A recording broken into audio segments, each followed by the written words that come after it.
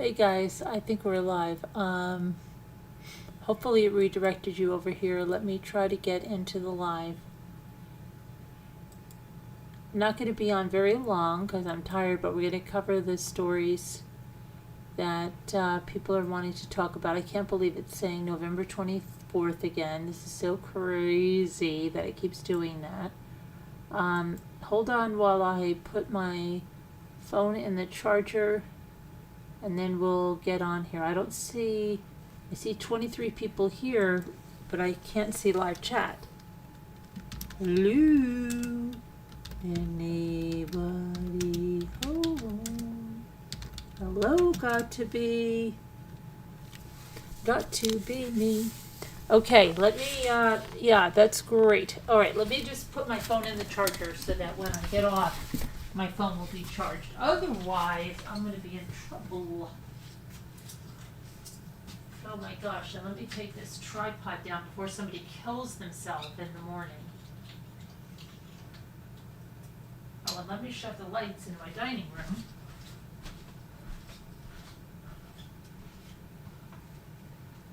Because there's nobody in there. Okay, now.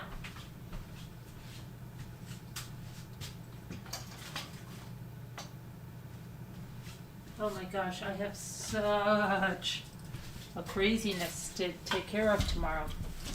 But tomorrow's another day.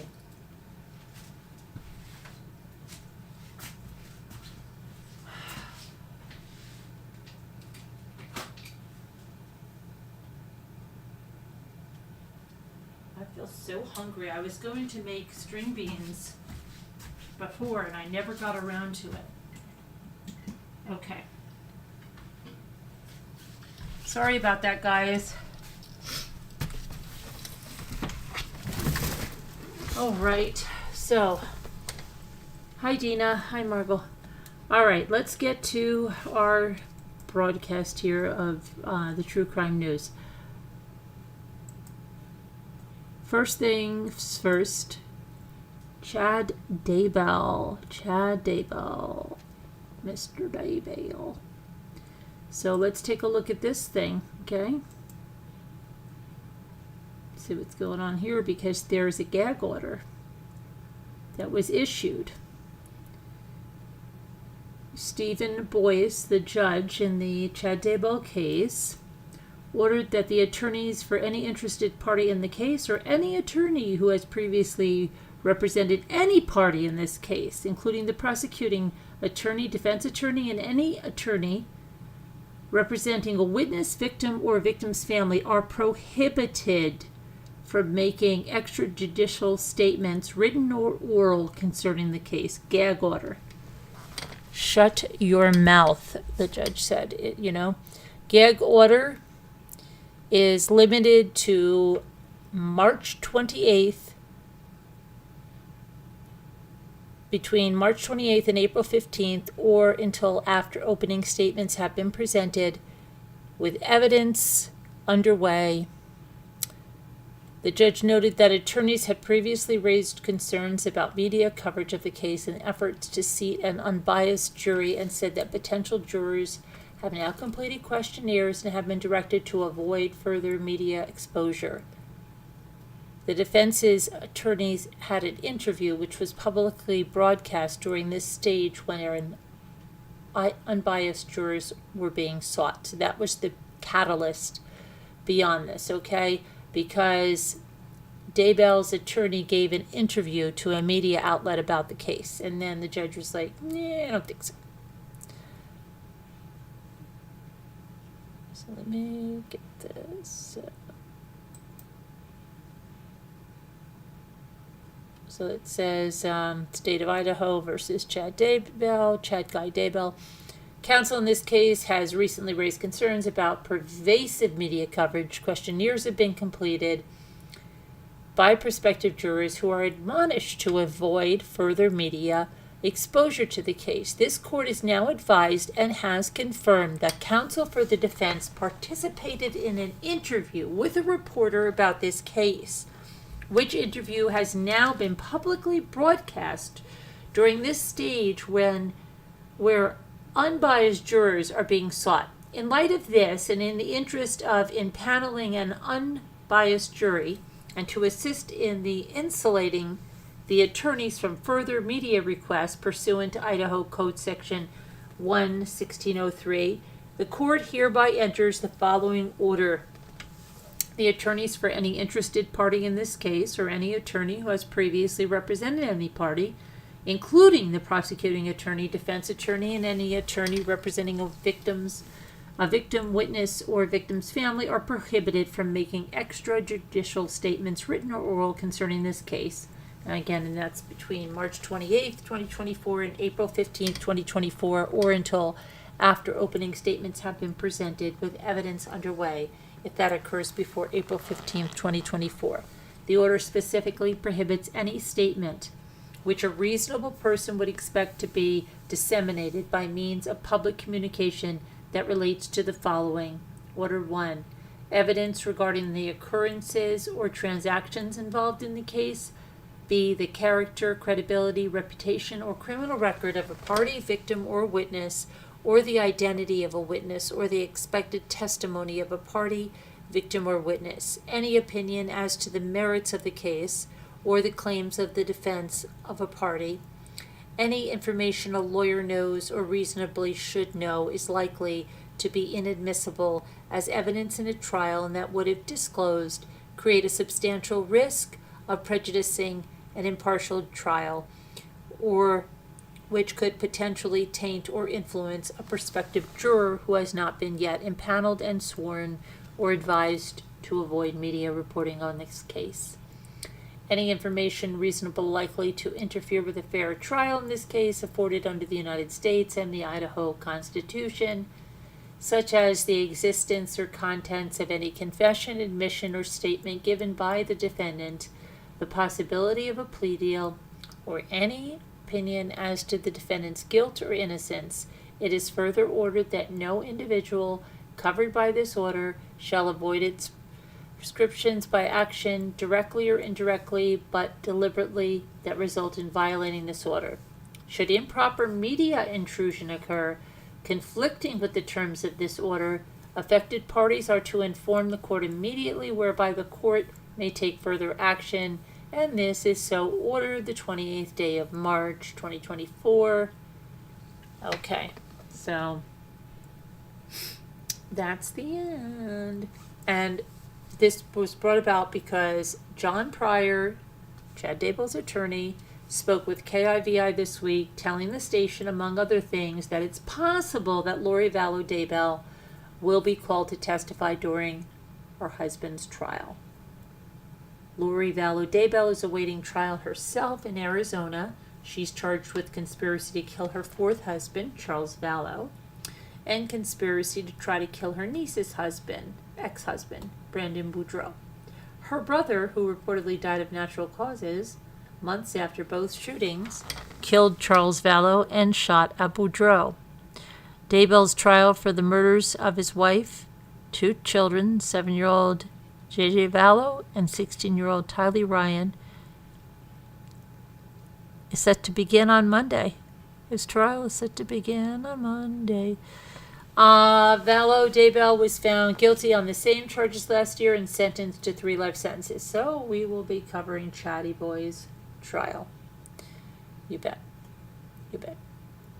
Okay, that should be an interesting one, right? Because they are going to let us see that whatever Lori's. Okay. Ouch, ouch, ouch, ouch. All right. Next up.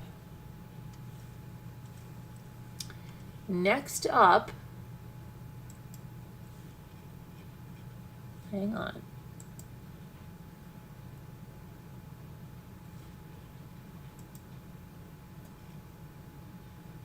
This is a crazy case here. Florida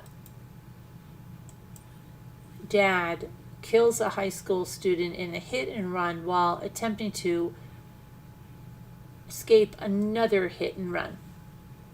Flee from it, you know? It's nuts.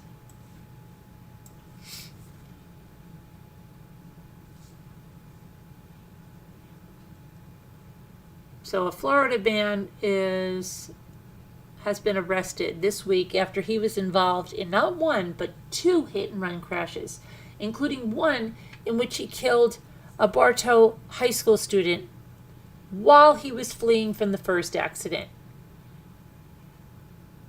Edgardo Joel Rosado Perez, 41 years old, was charged with leaving the scene of a fatal crash. The Florida Highway Patrol said that Perez dropped his 18-year-old daughter off at school shortly before 7 a.m. on Wednesday, and he was involved in a minor accident involving a Chevy SUV. He fled the scene, traveling on Jackson Street at a high rate of speed, where he struck an 18-year-old student who was walking to school. Again, Perez fled the scene and left the student to die on the street. Troopers later tracked down Perez's 2018 Hyundai sedan to his home in South Lakeland, where they found it parked in his garage. Meanwhile, he left in a 2017 Ford Fiesta. The Hillsborough County Sheriff's deputies later found the Fiesta at Brandon Mall, and they found Perez inside the mall. Perez is currently in jail in Hillsborough County, and a judge will reportedly look at whether he should be transferred to Polk County on Monday. A reporter stopped by the Perez's home on Wednesday morning and saw the Hyundai parked in the garage facing outward. The car's front end and hood were badly dented, and its windshield was smashed with a large hole on the driver's side. Troopers on site asked the reporter not to take pictures. Polk County Public Schools confirmed the death of a student in a traffic accident and said that that the counselors were on campus throughout the day on Wednesday. Family members identified the teenager as Zachariah Clabeau and said his father was struck and killed by a drunk driver 3 years ago. Oh my gosh, can you imagine that? His father was struck and killed by a drunk driver 3 years ago. Oh my gosh. I can't believe that we're having to do it all over again, Claybell's sister, Dakota Runyon, said. The man just got sentenced back in December for killing my dad, and now it's March and I lose my brother. It's just so hard. Wow, that's terrible. Prayers for that family. He was such a sweet kid, she added. A lot of people say that about their family and their brothers, but he was just such a sweet kid. He was very loved.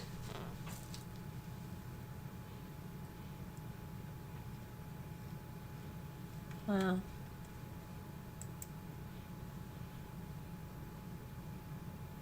Unbelievable.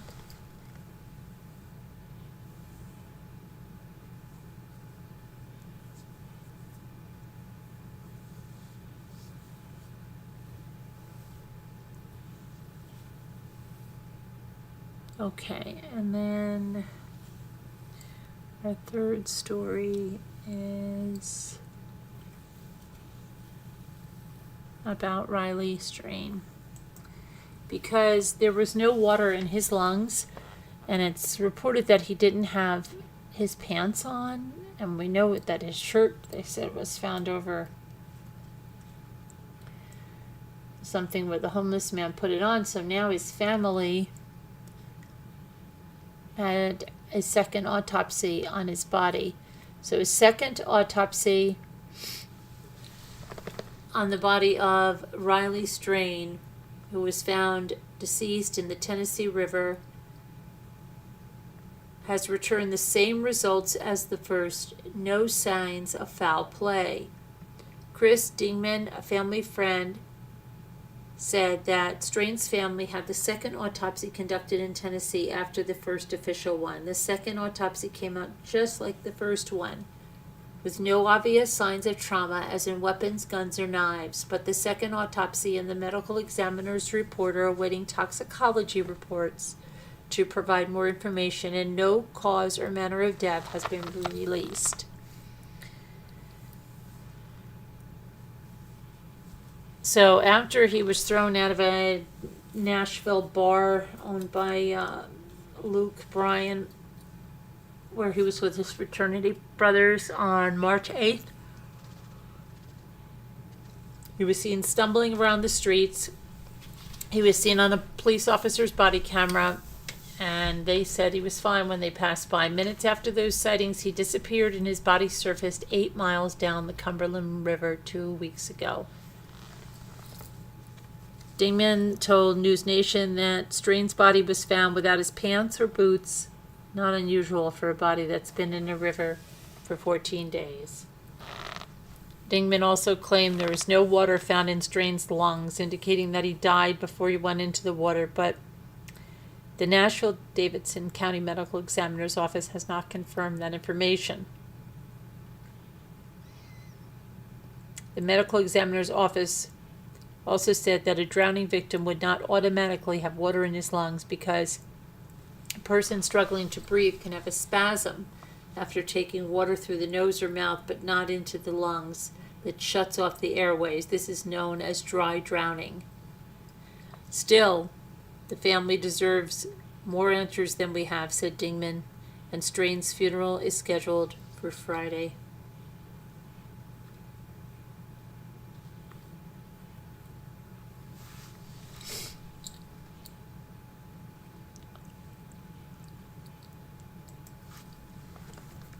Very sad. And this girl looks like someone. This is weird, but she looks like someone. This is a Texas mother, 31-year-old Alicia Bailey. She was arrested Wednesday following the death of her 3-month-old baby earlier this month. She was only charged with injury to a child related to injuries found on the dead baby's twin sister. Police were called to an apartment on March 10th for a medical call for a baby not breathing, and they rushed the baby to the hospital, but the infant died 5 days later. Police say they found injuries on the twin sister that didn't appear to be accidental. Police say they were investigating the death as a homicide, but have nothing more about it, including whether further charges were forthcoming. Bailey is being held on injury to a child, charged without bond. So this really doesn't make sense. So she was arrested following the investigation of the death of her 3-month-old baby, but the injuries found on the dead baby's twin sister.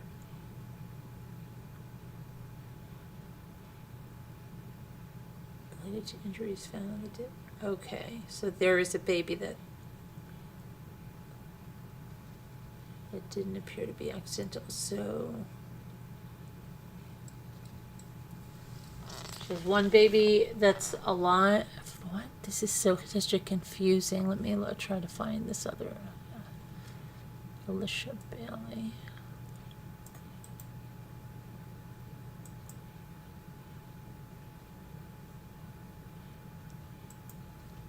Okay, here's something else. So it says, the Austin Police Department said it's investigating the death of a 3-month-old infant as a homicide. According to APD, around 11:15 p.m., March 10th, first responders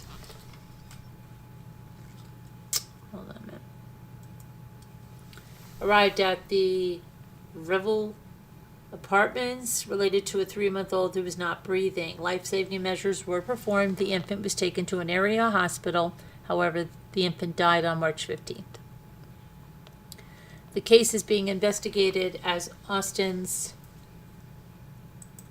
12th homicide of 2024. Police said during the investigation, detectives discovered evidence concerning the infant's twin sister who appeared to have non-accidental injuries.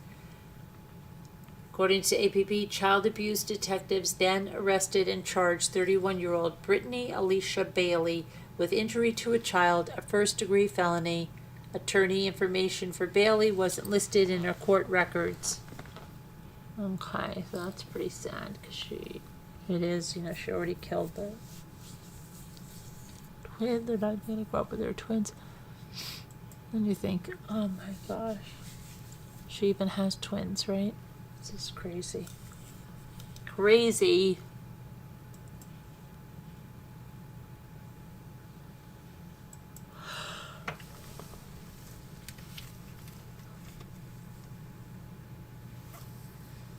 Rockford, Illinois. Wow. Okay. So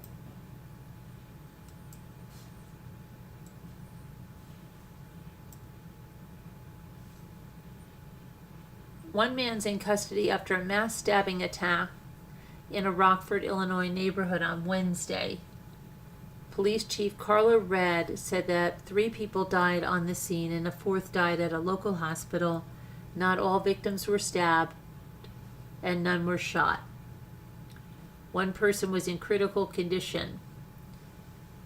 4 more were stable.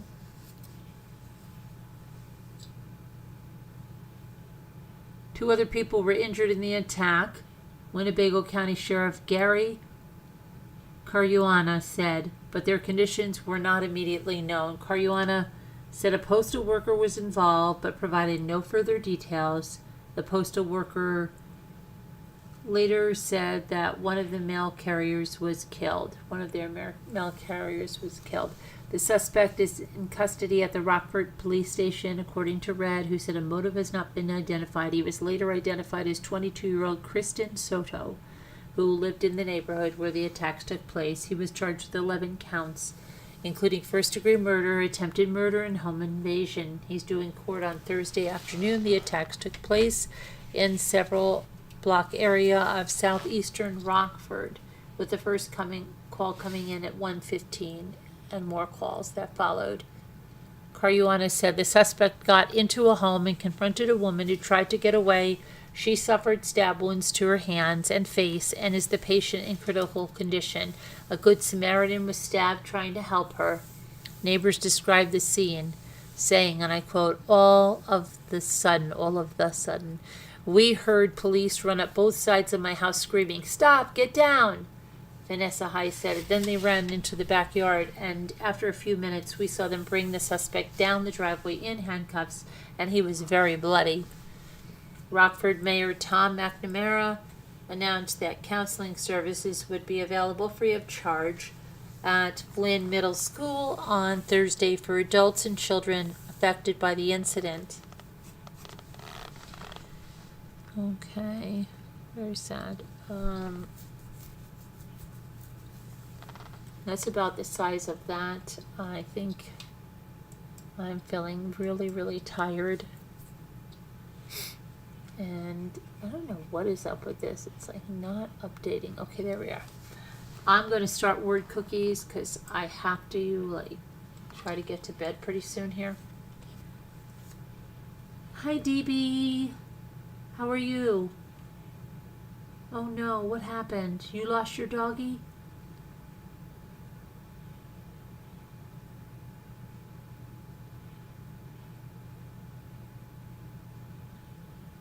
Hello, Sassy.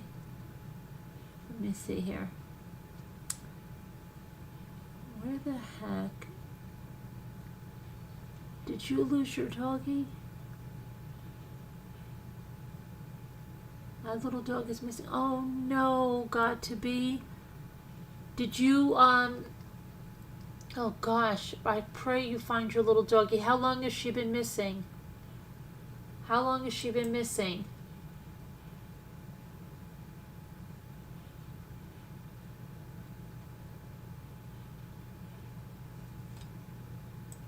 Get right away. Did you get right away with all the local shelters and go online on Facebook and find those lost dogs of wherever you are. Those places help so many people find their animals. And share, and share it out there. Oh, I hope you find your doggy. Pray you find your doggy.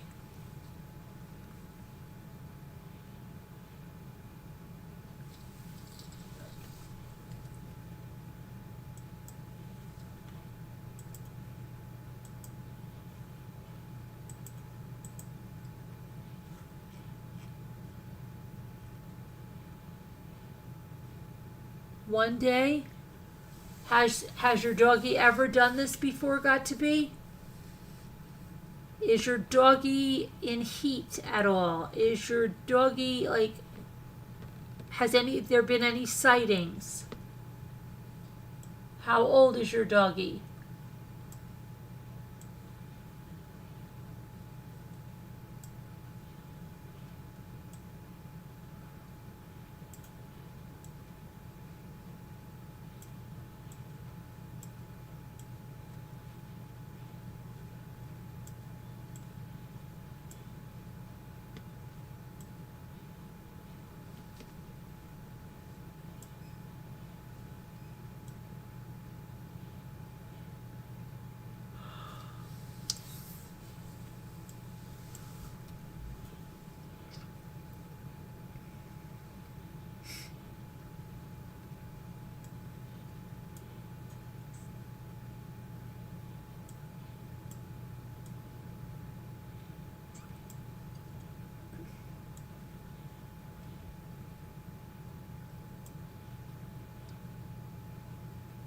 Fofi?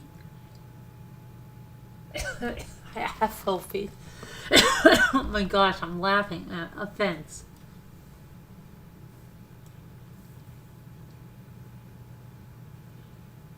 Right, that's right. And then how about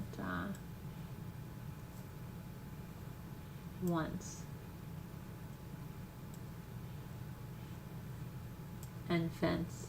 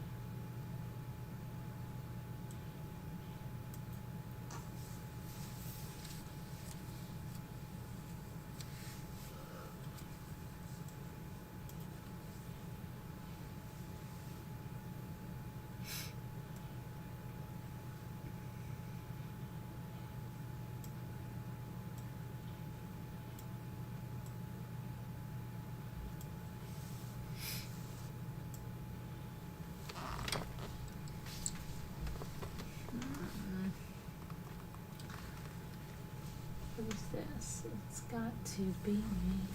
Got to be me. What is this?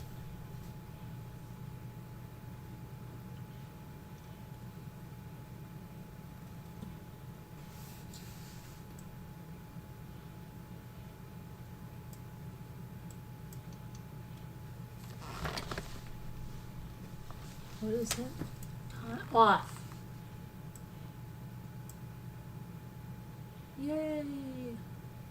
Okay, I'm going to call it quits for tonight because I'm tired. I'm going to get some good rest. You too, Sandra M. You were peeking in on your auction, looking at all the wonderful stuff. Well, you don't have to just peek in. You can say hi. You can say hi. You can even buy if you want. And you could even sell if you want. They're community auctions. We try to give back and let people in the community sell too. It's a very good thing, isn't it? Community members can sell 2 times a week. Very good thing. All right, everybody. Love you guys. God bless. Prayers. Be good. See you tomorrow. Bye-bye now. See you tomorrow. Good night. Time for bed. Time for sleep.